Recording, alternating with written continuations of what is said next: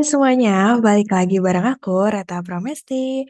Di video kali ini, aku bakal bahas sesuatu yang mungkin this is a new, karena di sini aku bakal bahas tentang accounting atau akuntansi.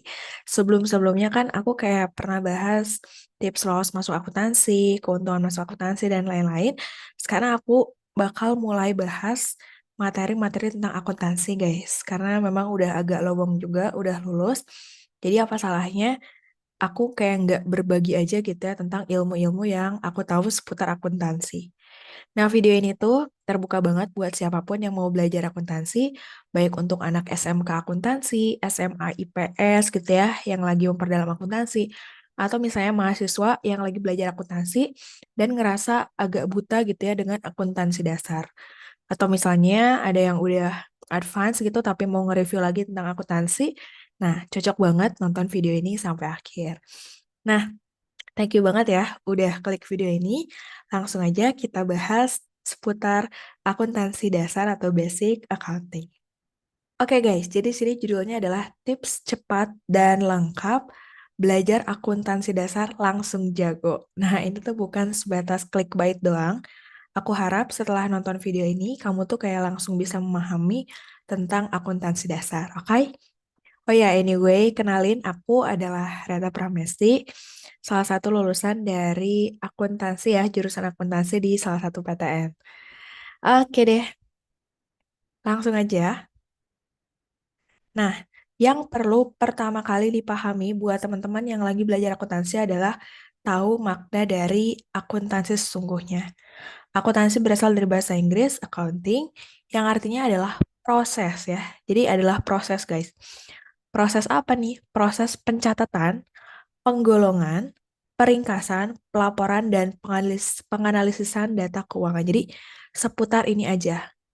Kayak mulai dari dicatat, terus nanti digolongkan gitu ya ke akun mana, diringkas, dijadikan laporan keuangan, dan pada akhirnya tuh si laporan itu tuh nggak didiemin aja, tapi bakal dianalisis sama bagian accountingnya. Buat nanti bisa dilaporkan ke pemilik perusahaan atau misalnya investor gitu. Nah, kegiatan ini tuh tentunya dilakukan secara rutin dan berulang kali. Jadi kayak bukan mood swing gitu ya, bukan kayak semau moodnya, tapi memang selalu dilakukan per periode bahkan per bulan, per hari juga ya dicek gitu ya. Jadi setelah ada transaksi keuangan, nanti kita bahas transaksi keuangan itu seperti apa. Kayak gitu ya. Jadi itu adalah proses ya. Proses mulai dari pencatatan, penggolongan, peringkasan, pelaporan, sampai penganalisisan. Oke, semoga dapat poinnya. Nah, yang kedua adalah teman-teman perlu tahu dan memahami gitu ya prinsip akuntansi. Prinsip akuntansi dasar itu setidaknya ada tiga guys. Yaitu prinsip entitas atau entity, objectivity atau objektivitas, dan prinsip biaya atau cost. Bedanya apa nih? Kalau prinsip entitas, di sini entitas tuh kayak tidak ada campur tangan guys. Jadi pokoknya kejadian atau kegiatan keuangan suatu usaha itu nggak boleh dicampur tangan dengan kesatuan usaha lain atau dengan pemiliknya. Makanya kenapa harus ada pelaporan khususnya. Jadi jangan sampai di satu ini antara laporan keuangan pribadi sama yang bisnis, karena nanti bakal berantakan. Oke? Yang kedua, objectivity. Di mana artinya adalah catatan dan laporan akuntansi itu harus didasarkan pada data yang bisa dipercaya. Ya, jadi harus bisa dipercaya sebagai laporan yang menyajikan informasi yang tepat dan berguna. Nah, jangan sampai malah jadi subjektif nih. Malah nanti nggak bisa dipercaya dan nggak bisa dipertanggungjawabkan. Dan yang ketiga adalah prinsip kos atau biaya. Yang mana harta atau jasa yang dibeli atau diperoleh harus dicatat atas dasar biaya yang sesungguhnya. Jadi bukan biaya yang kayak dipotong, di cut off oleh biaya-biaya yang nggak jelas itu. Jadi harus berdasarkan biaya yang sesungguhnya. Biar nanti bisa keevaluasi nih. Itu tuh udah efisien belum si biayanya, kayak gitu ya. Oke, jadi tiga pemahaman prinsip akuntansi ini perlu dipahami ya guys ya. Oke, aman ya? Udah tahu pengertian, udah tahu prinsip, kita lanjut lagi.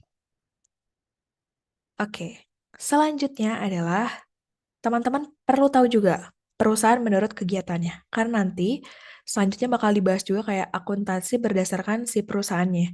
Itu bakal cukup beda gitu ya pencatatannya. Jadi perusahaan itu dibagi menjadi 3 gitu ya. Ada perusahaan jasa, dagang, dan manufaktur. Bedanya apa? Kalau perusahaan jasa ya berarti yang menjual jasa ke pelanggannya. Kayak misalnya bisnis laundry gitu ya. Atau misalnya yang berhubungan sama jasa lah guys ya. Atau misalnya perusahaan dagang nih. Yang kedua perusahaan dagang ya. Kalau perusahaan dagang berarti bukan jasa. Berarti ada barangnya, ada wujudnya gitu ya. Nah, jadi bisa jadi membeli barang dagang dan menyimpan barang dagangannya atau menjual barang dagangnya gitu. Nah, ya. Jadi pokoknya dibeli dulu nih misal barang dagang dari tempat orang, nanti dijual gitu. Jadi ada nanti namanya inventory atau persediaan. Nah, yang ketiga adalah perusahaan manufaktur atau pabrik. Jadi biasanya itu mulai dari nol, guys. Dari mulai beli raw material, bahan bakunya, terus diolah nih bahan bakunya, menjadi work in process gitu ya. Barang setengah jadi, sampai akhirnya barang jadi finish good-nya. Nanti tinggal dijual deh, gitu. Jadi bedanya itu, guys. Nanti bakal ada akuntansi untuk perusahaan jasa, perusahaan dagang, dan perusahaan manufaktur. Oke?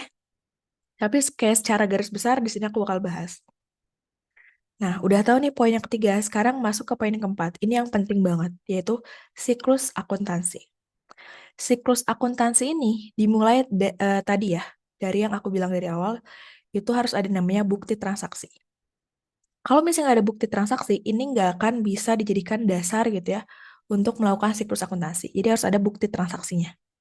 Entah itu nota, kwitansi, dan lain sebagainya. Oke? Nah, setelah ada bukti transaksi, dilanjut ke jurnal.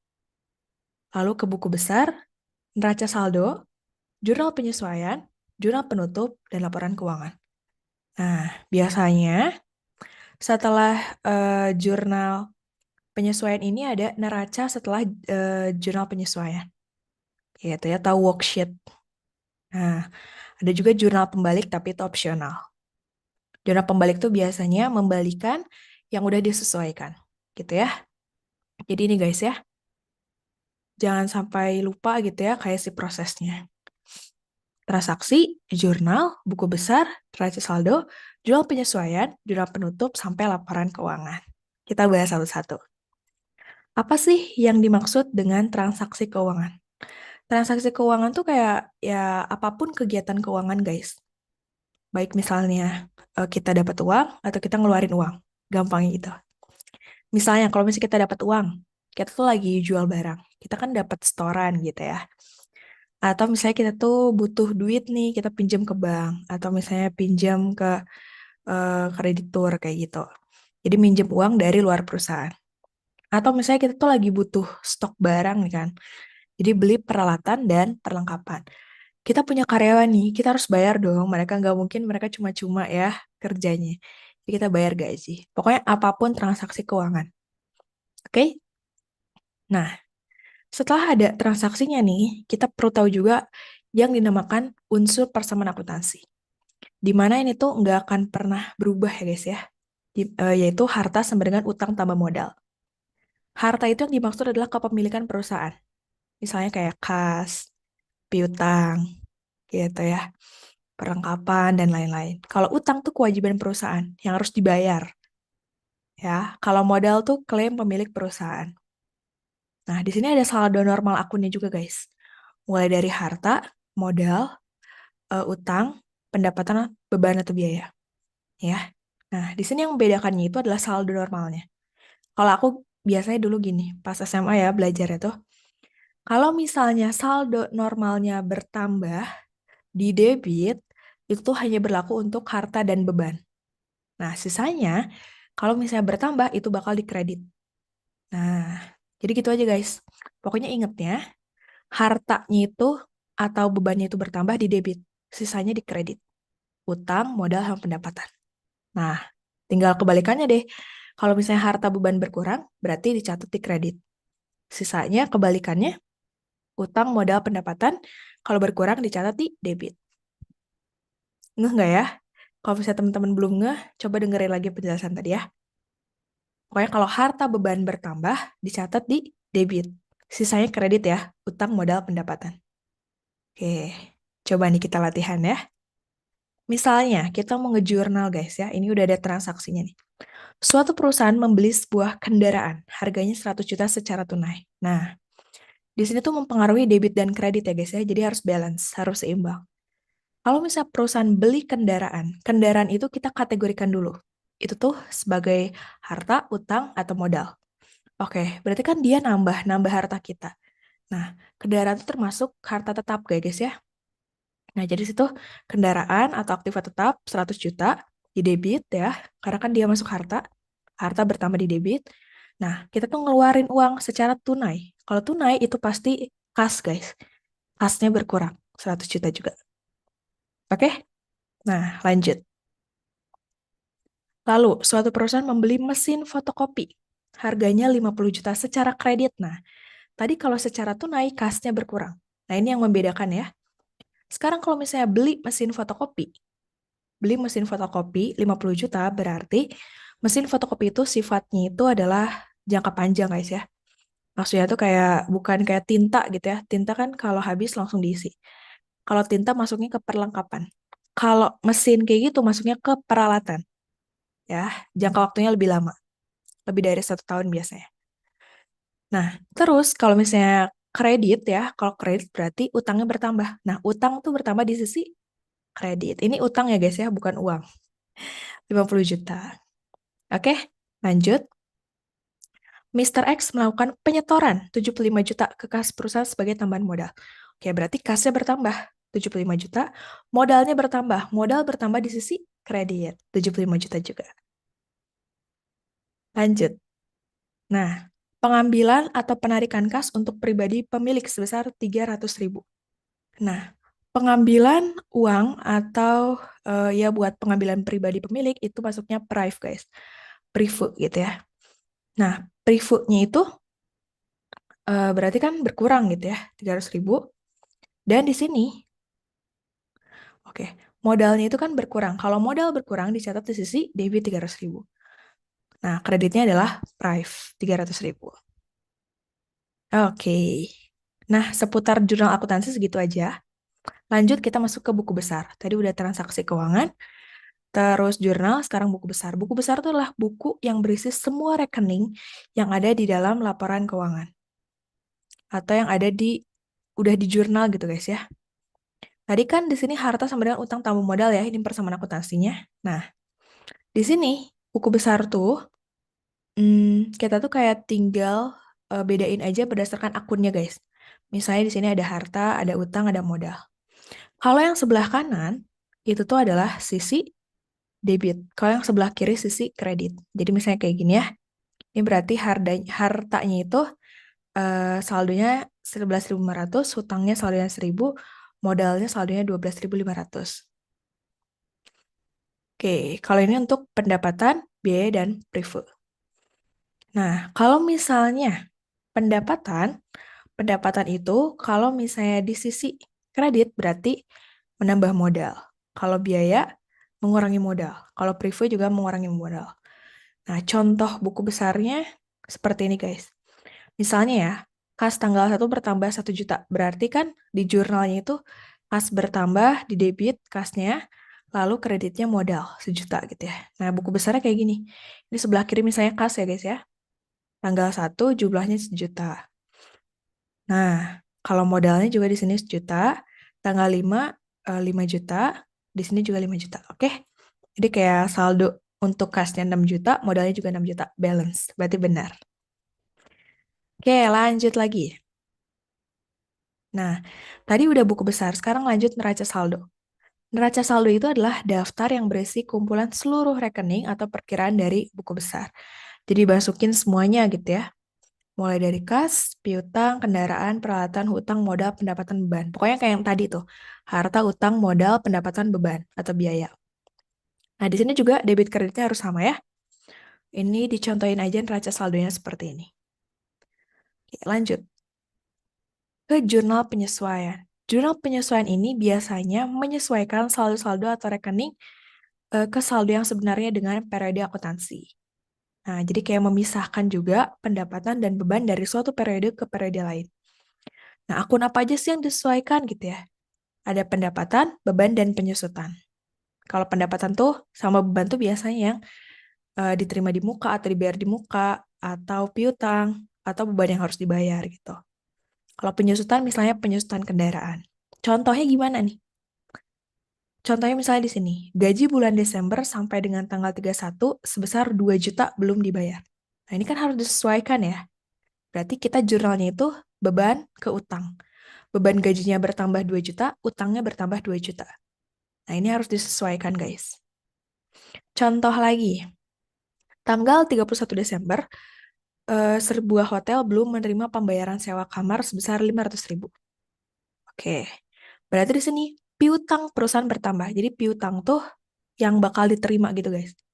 Yang bakal diterima oleh perusahaan 500.000, pendapatannya juga bertambah 500.000 di kredit ya, guys ya. Piutang bertambah di debit karena dia harta, pendapatan bertambah di kredit karena dia masuk ke akun pendapatan. Oke, gitu ya. Lanjut ke worksheet atau neraca lajur. Itu biasa kertas berkolom yang kayak panjang gitu ya guys ya, yang digunakan sebagai alat bantu penyelesaian pekerjaan akhir tahun, biar lebih mudah menyelesaikannya. Contohnya kayak gimana? Kayak gini. Ini contoh aja ya. Di sini ada nomor akun. Nah, nomor akun tuh disesuaikan sama akunnya tadi guys. Harta tuh biasa 1, terus di sini utang tuh 2, 3 tuh modal, depannya ya, 4 pendapatan, 5 beban, gitu. Nah, di sini ada misalnya neraca saldo, jurnal penyesuaian, neraca setelah jurnal penyesuaian, laba rugi, dan neraca. Oke, ini laporan keuangannya masih kosong gitu ya. Nah, di sini baru sampai jurnal penyesuaian. Nah, ini akun-akun yang di bawah jumlah ini guys, ini biasanya yang belum ada di akun-akun di atasnya gitu. Ini tambahan gitu ya. Ini biasanya ketika jurnalnya udah ditutup gitu, ini ditambahin di sini. Dan ini harus balance guys, di neraca saldo balance, jurnal penyesuaian balance. Nah, nanti juga di sini kalau misalnya ada angkanya, itu juga harus balance. Nah, oke gitu ya. Setidaknya itu udah jadi gambaran. Lanjut ke jurnal penutup. Jurnal penutup ini adalah untuk menutup akun-akun nominal guys. Jadi akun tuh ada akun nominal sama real. Kalau akun nominal tuh pendapatan sama beban. Jadi yang harus diselesaikan di tahun tersebut. Misalnya kayak pendapatan, pendapatan tuh misalnya tahun 2022 gitu ya. Diselesaikannya tuh ya di tahun 2022. Nanti tahun 2023 ya dimulai lagi dari nol. Makanya kenapa harus ditutup? Ditutup tuh di nol kan guys ya. Jadi di sini tuh untuk menutup rekening pendapatan, menutup rekening beban, menutup rekening ikhtisar laba rugi, dan menutup rekening private. Oke, contohnya untuk jurnal penutup itu adalah misalnya menutup akun beban listrik 5 juta. Nah, jadi di sini kita tinggal menggunakan akun ikhtisar laba rugi. Jadi kan awalnya beban listrik itu kan di debit ya guys ya. Karena kan bertambah gitu ya. Nah, kita ke kreditin, debitnya kita ganti ikhtisar laba rugi. Jadi ikhtisar laba rugi itu beban listrik 5 juta. Oke. Kalau misalnya pendapatan, awalnya saldo normal pendapatan ketika bertambah di kredit. Nah, kita debitin, jadi pendapatannya 10 juta, ikhtisar laba ruginya di kredit 10 juta. Lanjut, ini jurnal pembalik guys. Jurnal pembalik itu sifatnya opsional. Jadi dapat dilakukan atau dapat pula tidak dilakukan. Dan nggak semua AJP atau ayat jurnal penyesuaian tuh dibalik. Yang dibalik itu adalah hutang biaya, piutang pendapatan, yang diterima di muka dengan pendekatan pendapatan, dan biaya diterima di muka jika digunakan pendekatan beban. Oke, contohnya nih, misalnya beban sewa hutang sewa, jadinya hutang sewa beban sewa, gitu, tinggal dibalik. Terus piutang pendapatan, pendapatan piutang, gitu ya. Ini tapi by jurnal penyesuaian. Oke, nah terakhir laporan keuangan guys. Nah laporan keuangan itu ada 4. Laporan laba rugi, neraca, perubahan ekuitas, dan laporan arus kas. Laporan laba rugi itu berhubungan sama pendapatan, beban, dan laba ruginya, biar tahu berapa laba atau rugi. Laporan neraca itu harta utang modal. Laporan perubahan ekuitas tuh modal awal, modal akhir, laba rugi, private.